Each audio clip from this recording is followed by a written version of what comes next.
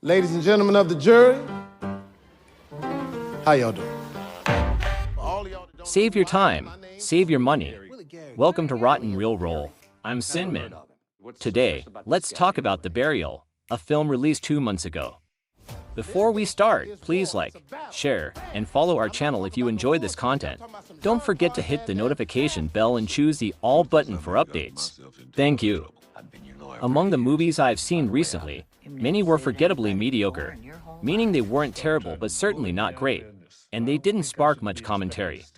Like Reptile, or even the so-called best horror films of 2023, Saw 10, and Talk to Me. But The Burial isn't in that forgettable bunch. It's a mediocre film I actually have a lot to say about. I rated a 6.3, quite a bit lower than its IMDb score of 7.1. Later in this episode, I'll explain why I decided to talk about this film until today. Without further ado, let's dive in. Our first protagonist, played by Jamie Foxx, is a wealthy black lawyer from the countryside, known for his principle of only representing black clients. He's seen as a voice for the underdog, but in private, he's quite the opportunist. The other lead, played by Tommy Lee Jones, is a funeral home owner, a World War II veteran, and a former mayor of his hometown. Facing financial woes, he reluctantly partners with the funeral conglomerate giant led by antagonist Ray Lowen. They strike a deal for a partial buyout of Tommy's business, but Ray drags his feet on signing the contract.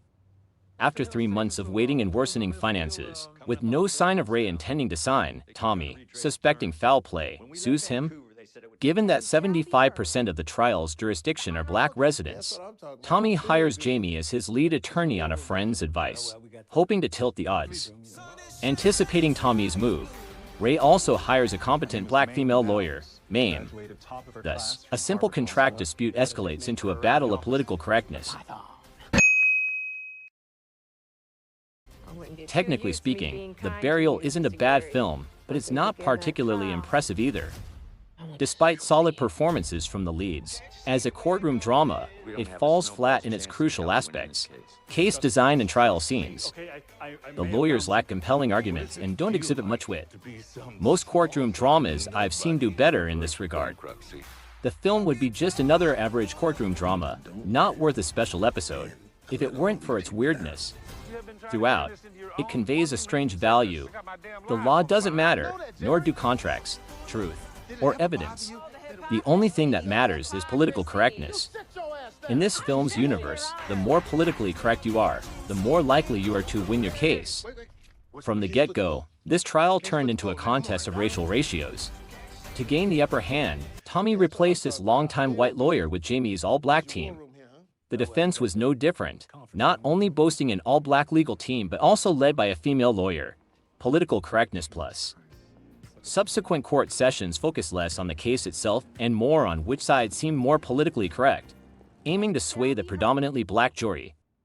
Jamie kept trying to portray Tommy as a friend of the black community, citing his anti-KKK and anti-white supremacist stance as a mayor, as if that alone proved his righteousness in this case.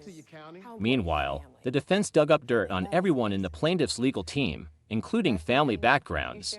They hit pay dirt discovering that Tommy's original white lawyer's grandfather was a Klan member, leading to an immediate 180-degree shift in the jury's attitude. Remind me, how long was your grandfather a member of the Ku Klux Klan? Even the black judge, unprofessionally, demanded the white lawyer address this irrelevant issue. The tension spilled into the break room, where several black lawyers viciously insulted the white lawyer's grandfather and coerced him to join in the denunciation or face physical consequences. After Jamie intervened, the black lawyers threatened to quit, unable to work with a descendant of a KKK member.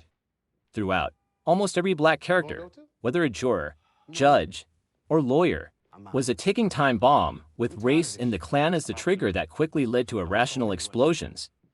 Classism became another weapon for the plaintiff.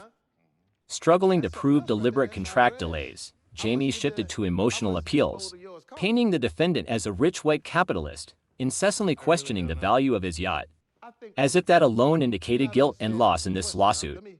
Despite Jamie owning his private 737 jet, His skin color acted as a shield against the rich equals evil narrative. In the film's latter half, the director seemed to realize the childishness of such tactics for winning a case. So, Jamie's assistant uncovered that Ray Lowen's company was selling grave plots like a pyramid scheme, significantly hiking prices in states where they had a monopoly. Black employees testified as victims, crying about their financial struggles to afford expensive coffins and grave plots. A black elder emotionally pointed to a grave field without tombstones, declaring them the graves of black slaves from over a century ago, the nation's monuments built on their bones. Thus, the protagonists triumphed, securing a settlement of $500 million in the agreement, over 80 times the initial claim. All's well that ends well. But it left me baffled. It's like saying in a car accident, if you can't prove the other guy was drunk or at fault, you play the card that he has a history of domestic violence, is wealthy, and his grandfather was a murderer, so he should compensate for all your damages. Even if he's a bad guy, shouldn't his wife and kids be the ones compensated? And does his wealth or his grandfather's crimes prove he's at fault in your accident? By the same logic, Tommy's company almost lost its license due to him and a partner misusing client funds for a failed investment, with his partner ending up in jail, but Tommy escaped unscathed. See, only Ray gets punished because he's white and wealthy. Tommy and Jamie get a free pass.